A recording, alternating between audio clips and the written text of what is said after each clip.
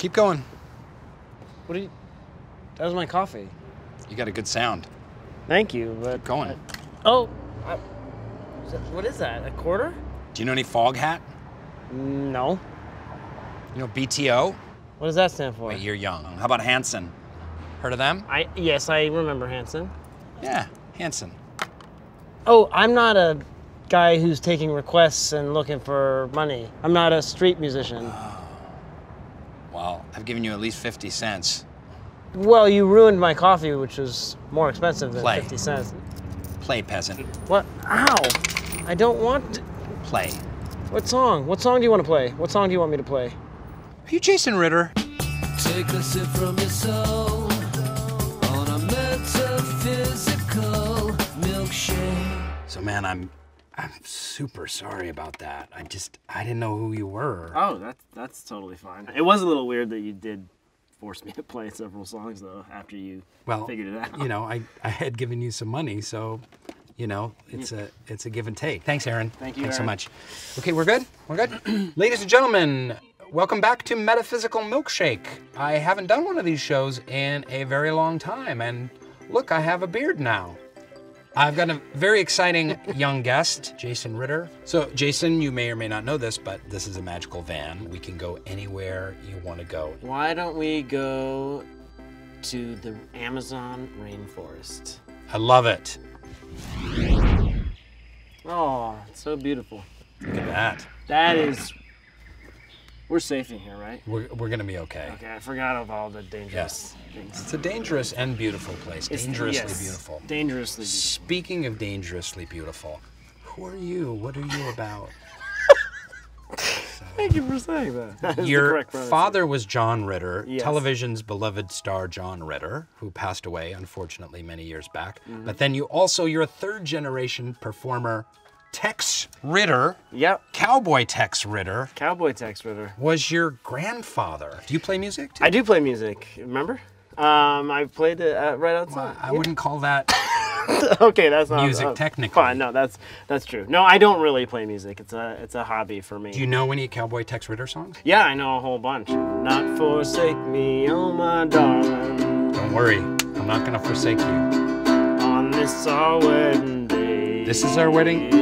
Yep, I today. had no idea. So you grew up in this show business family. You have your dad who you love, and he was a legendarily great guy and your hero, but you've got to individuate against him. Did you rebel against Oh, yeah.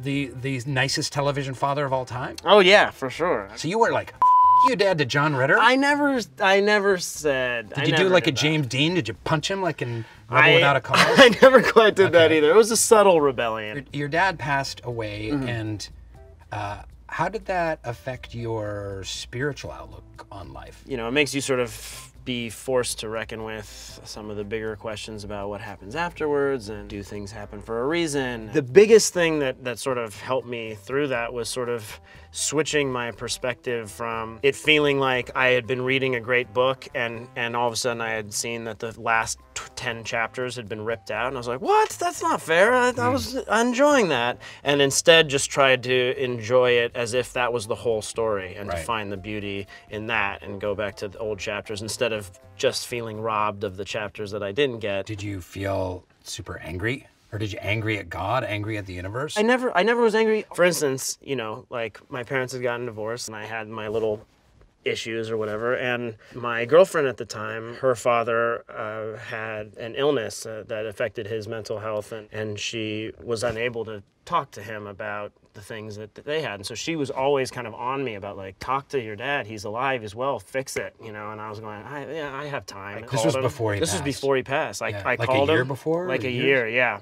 I just was like, I just want to get it all out, and so I called him, and we had this kind of amazing coming together. That was one of the things that I really was grateful for later, because up to that point I had been like, we have plenty of time. Like I can just do it. I'll do it tomorrow. I don't want to do it today. You know, it's Isn't so that one of the uncomfortable. greatest life lessons you got to live? You got to resolve outstanding issues with your father. Yeah. And imagine if he had passed and you hadn't. I'm dealt with it. I'm haunted by that. These questions that we're talking about now have a lot to do with this new show you're doing. Kevin Can Wait. No, So- it's actually called, it's not called that. Kevin probably saves the world. That's it. So tell me a little bit more about the character of Kevin. Well, so he's been going through a real rough patch, and everything that he had tried to do to make him happy, none of it worked, and so he's moved back into the house that he grew up with, where his twin sister and her daughter live. And it's kind of awkward because in his pursuit of what he thought would make him happy, he's completely neglected them. And there's this meteor shower all over the world, and one lands pretty close to Kevin, and he touches it and gets blasted through the air, and when he wakes up, there's this woman telling him that he has been chosen to save the world. But we don't know if he's maybe crazy cuckoo. Exactly, Yeah. because no one else can see her. Could be a head trauma. It could be a head Yeah. trauma. Okay. So it's like a really up touched by an angel. That is, I guess that would be Yeah, sort okay. of one way to look at it. All yeah. right. So Kevin has this twofold mission: to find these people and also to make himself a better, more selfless person. What's your mission? Are you making the world and the people around you incrementally happier, or not? Are you like a spiritual drain on the world even this much? Right. Or are you adding something even this much? So that's a pretty good litmus test, like kind Yeah. of checking in, like, am I making people's lives around me even just incrementally a little bit better? Okay, it's time for SoulPancake, Chewing Life's Big Questions lightning round. So you don't need to do that because we'll put that in the post effects. okay. So, Life's Big Questions. What would you have for your very last meal? I assume if you're being executed. If I'm being executed, that changes the. I maybe something like some kind of exotic fruit. What wows you? Cirque du Soleil performers. Not the shows, just the performance. No, the perform. Yeah, Yeah. they just, How elastic they are? Yeah, they have a that lot spandex? of control over their bodies. Do you think that I can pull off this hat? Yes, I do. It's kind of hipster. It's like hipster mixed with Cat in the Hat. Who's the most selfless person that you know? My sister Carly. She's always thinking about other people. Can we get her for this show? Probably. And speaking of selfless, how do I look? I think you look great. Right? Yeah. But you know who's responsible for that? Aaron, the makeup artist. Aaron, the makeup artist.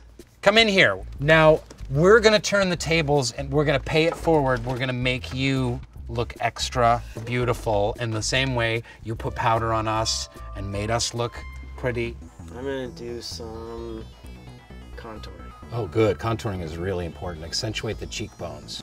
Let's get these. No, We don't? That thing is like a nails on chalkboard for me. There's something about it that just gives me the creeps. You look like my Aunt Mary Lou. Is this the right That's spot how she for... spent most of the 70s. You really do know how to braid. Yep. So, you see, didn't that feel good? Yes. Giving back like that? It did. It felt great. And don't hide back there. Come on.